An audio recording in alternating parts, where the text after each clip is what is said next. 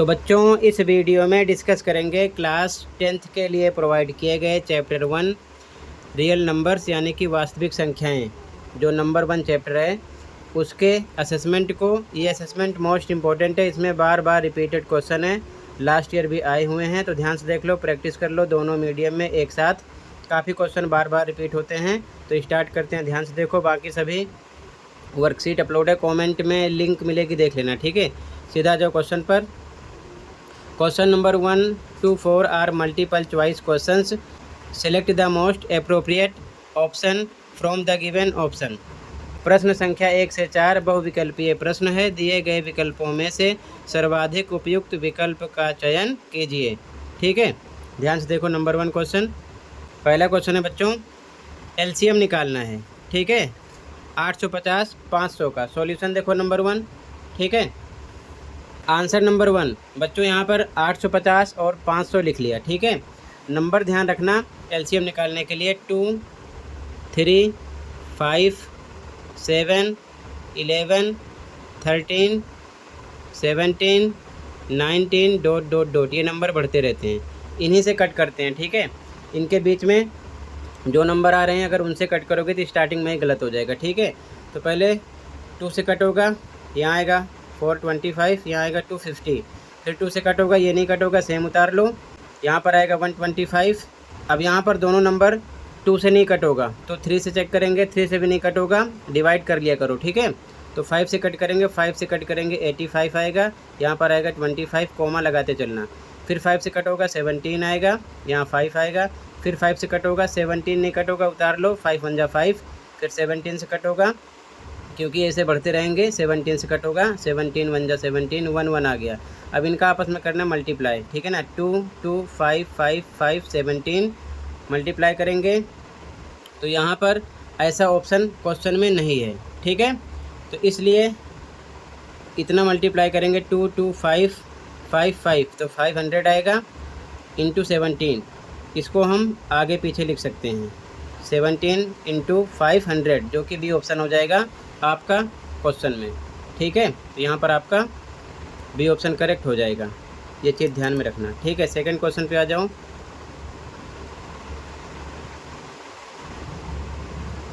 Second question है, the number 385 can be expressed as the product of prime factors as. संख्या 385 को अभाज्य गुणनखंडों के गुणनफल के रूप में इस प्रकार व्यक्त किया जा सकता है। 4 ऑप्शन है, ध्यान से देखो, निकालेंगे इसका एलसीएम 385 का।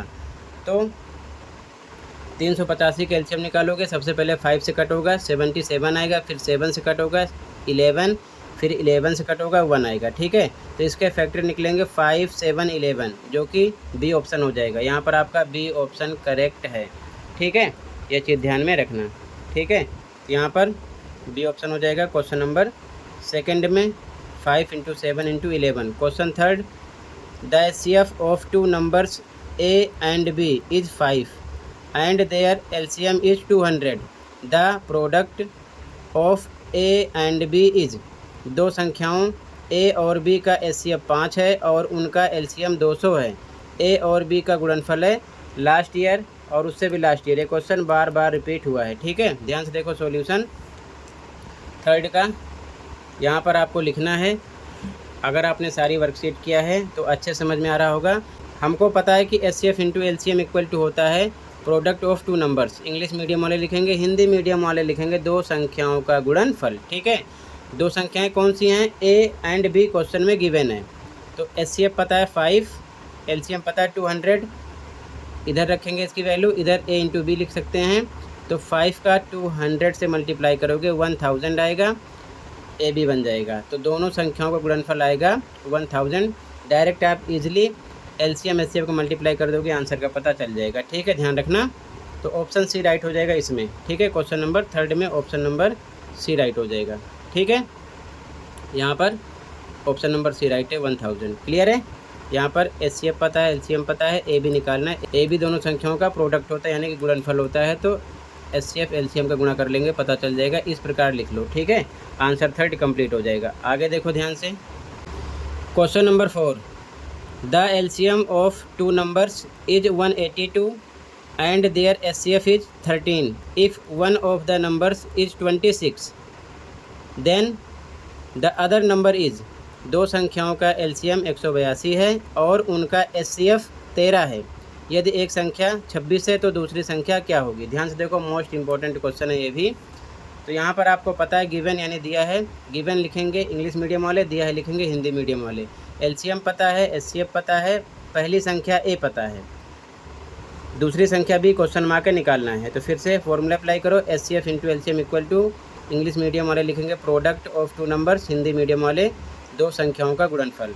तो HCF पता है 13 रखा है, LCM पता है 182 इक्वल टू दो संख्याओं का गुणनफल A इंटू B।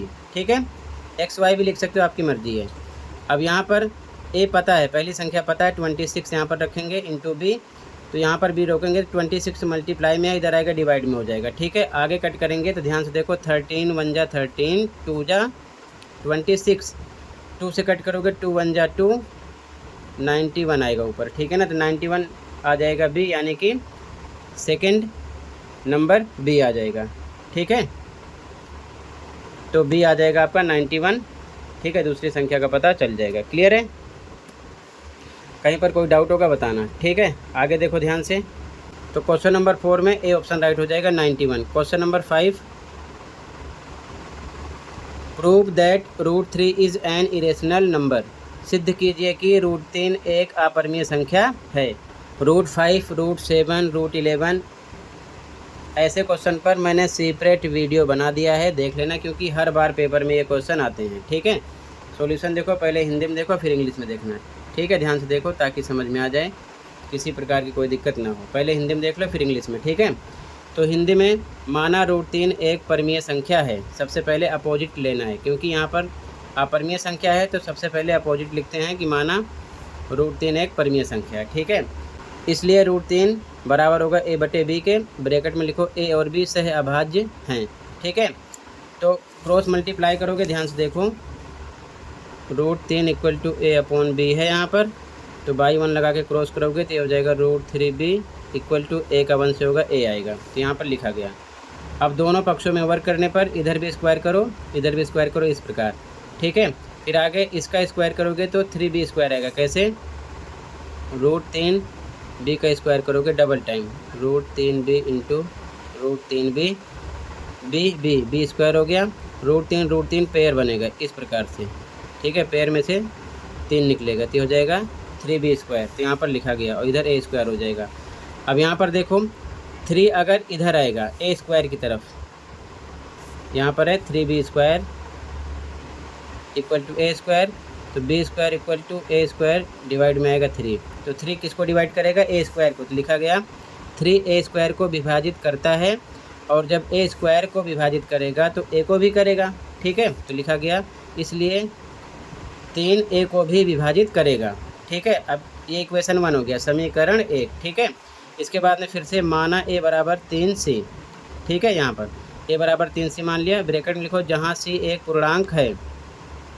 फिर से A का मान समीकरण 1 में रखने पर इक्वेशन 1 क्या है? 3B square equal to A square, यहाँ पर लिखा गया। ठीक है, अब यहाँ पर 3B स्क्वायर लिखा गया, A पर रखना है 3C स्क्वायर, तो स्क्वायर लगा दिया गया। ठीक है, इसके बाद में इसको सोल्व करेंगे तो 3B स्क्वायर इधर रहेगा, इसको डबल टाइम करोगे 3C स्क्वायर, तो ये आ जाएगा 3C इंटू 3C स्क्वायर है, मतलब इस प्रकार है, तो डबल टाइम करोगे तो आएगा 9C स्क्वायर। ठीक है, यहाँ लिखा गया। अब 3 से कट कर दो, ये आ जाएगा 3 1 जा 3, मतलब 3 फिनिश हो गया, 3 3 जा 9, तो 3C स्क्वायर आएगा। B square equal to 3C square के 1 की वैल्यू नहीं है इधर। ठीक है, अब यहाँ पर देखो C अगर रोकोगे इस प्रकार है, B square equal to 3C square के, तो C स्क्वायर अगर हम इधर रोकेंगे तो B स्क्वायर के नीचे क्या आएगा? 3, तो 3B स्क्वायर को भी डिवाइड करेगा और B को भी डिवाइड करेगा, तो वही यहाँ पर लिखा गया ब्रैकेट में 3 B स्क्वायर को विभाजित करता है, क्योंकि इधर से जब इधर जाएगा तो बटे में चला जाएगा, B स्क्वायर को विभाजित करेगा, और इसीलिए 3 B को भी विभाजित करेगा। जब B स्क्वायर को करेगा तो B को भी करेगा, यहाँ पर लिखा गया समीकरण 2 हो गया, इक्वेशन 2 है। ठीक है, अब आगे लिखेंगे हम समीकरण 1 और 2 से 3A और B दोनों को विभाजित करता है। ठीक है, 3 जो है यहाँ कॉमा लगा लो, A और B दोनों को विभाजित करता है। यहाँ पर b को विभाजित कर रहा है, यहाँ पर a को विभाजित कर रहा है, तो वही लिखा गया। ये विरोधाभास हमारी गलत कल्पना के कारण हुआ है, जबकि ऐसा नहीं होना चाहिए। अतः √3 एक अपरिमेय संख्या है, प्रूव्ड। ठीक है, ऐसे लिख लो। ये हिंदी में हो गया। अब इंग्लिश में देख लो ध्यान से। ठीक है, कहीं पर कोई डाउट होगा बताना। इंग्लिश में सेम देखो। अब इंग्लिश मीडियम में लिखोगे, let us assume the contrary that √3 is rational number, therefore √3 equal to a/b, bracket में लिखो a and b are coprime. ठीक है, अब यहाँ पर क्रॉस बाई 1 लगा के मल्टीप्लाई करोगे, सेम। ठीक है, ये आ जाएगा। यहाँ लिखा गया स्क्वायरिंग बोथ साइड्स, इधर भी स्क्वायर करो इधर भी करो, इस प्रकार होगा। इसका स्क्वायर करोगे तो 3b² आएगा, यहाँ पर लिखा गया इक्वल टू a² के। अब यहाँ से 3 को a² की तरफ भेजेंगे, डिवाइड में आ जाएगा इस प्रकार। ठीक है, इस प्रकार हो जाएगा। तो 3a² को भी डिवाइड करेगा और a को भी डिवाइड करेगा, तो वही लिखा गया a² is divisible by 3, therefore a is also divisible by 3। ठीक है, इक्वेशन 1 हो गया। आगे हम लेट करेंगे a equal to 3c, where c is an integer, bracket में लिखो put value of a in equation 1। Equation 1 आपका है 3b² इक्वल टू a², यहाँ पर लिखा गया। यहाँ पर सेम रहेगा, a² पर 3c का स्क्वायर करेंगे, a पर 3c वैल्यू रखेंगे, इसको सोल्व करेंगे, सेम रहेगा। यहाँ पर डबल टाइम स्क्वायर करोगे तो इस प्रकार से आ जाएगा 9c²। ठीक है, सोल्व करोगे तो लिखा गया। यहाँ 3 से कट हो जाएगा, 3 आएगा, तो b² इक्वल टू 3 3 जा 9, 3c²। अब c² इधर रहेगा तो 3 इधर डिवाइड में हो जाएगा, तो 3b को भी डिवाइड करेगा, b² को भी डिवाइड करेगा। ठीक है ना, इस प्रकार से ध्यान रखना। ठीक है, तो यहाँ पर आगे लिखोगे b² is divisible by 3, therefore b is also divisible by 3, equation 2 हो गया। आगे अब आगे लिखोगे a and b having common factors 3, यहाँ पर देख सकते हो। फ्रॉम इक्वेशन 1 एंड 2, ब्रैकेट में लिखो इक्वेशन 1 एंड इक्वेशन 2 से यहाँ पर ये पता चल रहा है। आगे लिखोगे so this contradiction is arisen because of our wrong assumption, therefore √3 is an irrational number, prove हो गया। ठीक है, ऐसे लिख लेना अच्छे से। ठीक है, ये इंग्लिश मीडियम में हो जाएगा। क्लियर है, कहीं पर कोई डाउट होगा बताना। ठीक है, अगला क्वेश्चन देखो। अगला क्वेश्चन देखो बच्चों ध्यान से, क्वेश्चन नंबर 6। ये भी इम्पोर्टेंट क्वेश्चन है। ऐसा क्वेश्चन 5-6 में से एक क्वेश्चन हर बार आता है। Given that √5 is irrational, prove that 3 + 2 √5 is an irrational number. दिया है कि √5 अपरिमेय संख्या है, तो सिद्ध कीजिए कि 3 + 2 √5 एक अपरिमेय संख्या है। ध्यान से देखो, सबसे पहले हिंदी में देखो फिर इंग्लिश में। ठीक है, दिया है √5 एक अपरिमेय संख्या है, लिखा यहाँ पर। कल्पना करते हैं कि 3 + 2 √5 एक परिमेय संख्या, यानी कि इस संख्या का हम अपोजिट सबसे पहले मानते हैं। ठीक है ना, यहाँ पर लिखा गया माना 3 + 2 √5 बराबर x के है, ब्रैकेट में लिखो जहाँ x एक परिमेय संख्या है। 2 √5 बराबर x है, +3 इधर आएगा, माइनस का हो जाएगा। ठीक है, अब 2 √5 के बीच में गुणे का निशान है। ठीक है, तो 2 इधर आएगा तो डिवाइड में हो जाएगा, यानी गुणा का उल्टा भाग होता है। तो √5 इक्वल टू x - 3 अपॉन में 2 हो जाएगा। ठीक है, √5 अपरिमेय संख्या क्वेश्चन में गिवन है, ये अपरिमेय संख्या है। x परिमेय संख्या माना है, परिमेय संख्या में से +3 भी परिमेय है, माइनस होगी तो परिमेय आएगी। और टोटल इस नंबर को हम 2, ये परिमेय संख्या है, इससे डिवाइड करेंगे तब भी परिमेय संख्या मिलेगी, तो मतलब इधर परिमेय संख्या है। ठीक है, अपरिमेय संख्या परिमेय संख्या के बराबर कभी होती नहीं है, यहाँ पर बराबर हो रही है, तो लिखेंगे जो कि संभव नहीं है, इसलिए हमारी कल्पना गलत है। अतः 3 + 2 √5 एक अपरिमेय संख्या है। ठीक है, ये चीज़ ध्यान में रखना।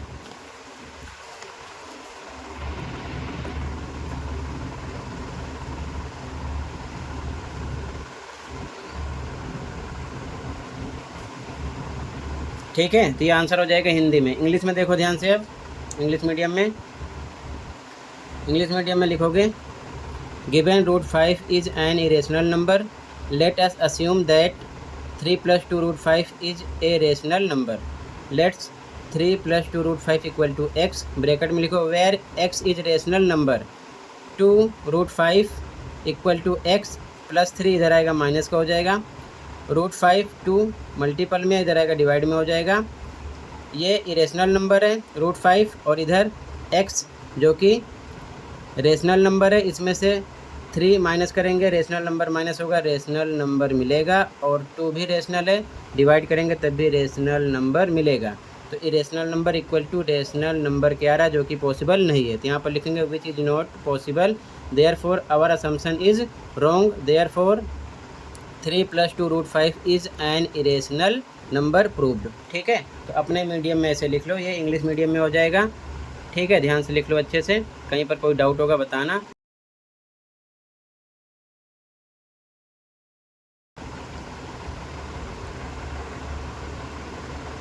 अगला क्वेश्चन नंबर 7 है बच्चों। In a teachers workshop the number of teachers teaching French, Hindi and English are 48, 80 and 144 respectively. Find the minimum number of rooms required if in each room the same number of teachers are seated and all of them are of the same subject. एक शिक्षक कार्यशाला में French, Hindi और अंग्रेजी पढ़ाने वाले शिक्षकों की संख्या क्रमशः 48, 80 और 144 है। यदि प्रत्येक कमरे में समान संख्या में शिक्षक बैठे हों और सभी एक ही विषय के हों तो आवश्यक कमरों की न्यूनतम संख्या ज्ञात कीजिए। सॉल्यूशन देखो ध्यान से, ये भी इम्पोर्टेंट क्वेश्चन है, 2024 ईयर में ये फाइनल एग्ज़ाम में आया था। ठीक है, ध्यान से देखो। तो सबसे पहले हमें एलसीएम निकालना पड़ेगा। तो सबसे पहले हम निकालेंगे एलसीएम, ठीक है ना। तो सबसे पहले 48 का एलसीएम निकालोगे, 2 से कट होगा 24, 2 से कट होगा 12, 2 से कट होगा 6, 2 से कट होगा 3, 3 1 जा 3। 80 का 2 से कट होगा 40, 2 से कट होगा 20, 2 से कट होगा 10, 2 से कट करेंगे 5, 5 1 जा 5। 144 का 2 से कट होगा 72, 2 से कट होगा 36, 2 से कट करेंगे 18, 2 से कट होगा 9, 3 से कट होगा 3, 3 1 जा 3। इनके फैक्टर लिखेंगे 48 इक्वल टू 2 2 2 2 3, इधर लिखा गया मल्टीपल के साथ। 80 इक्वल टू 2 2 2 2 5, इधर लिखा गया। 144 इक्वल टू 2 2 2 2 3 3, इधर लिखा गया। ठीक है, अब हम निकालेंगे एचसीएफ। तो तीनों में एक बार 2 कॉमन निकलेगा, फिर से 2 कॉमन निकलेगा, फिर से 2 कॉमन निकलेगा, फिर से 2 कॉमन निकलेगा। ठीक है ना, बाकी नहीं आ रहा है। तो इसका मल्टीपल करेंगे तो आएगा 16, 2 2 जा 4, 2 जा 8, 2 जा 16 आ गया। तो आगे लिखेंगे, हिंदी मीडियम वाले बच्चे लिखेंगे, इसीलिए प्रत्येक कमरे में 16 शिक्षक बैठ सकते हैं। इंग्लिश वाले therefore in each room 16 teachers can be seated. But ये हमें नहीं निकालना था, हमें निकालना है बच्चों टोटल रिक्वायर्ड रूम्स। ठीक है, यानी कि ज़रूरत कितने कमरे की है। तो आवश्यक कमरों की संख्या हिंदी में लिखेंगे, number of rooms required English medium वाले बच्चे लिखेंगे। टोटल टीचर कितने थे,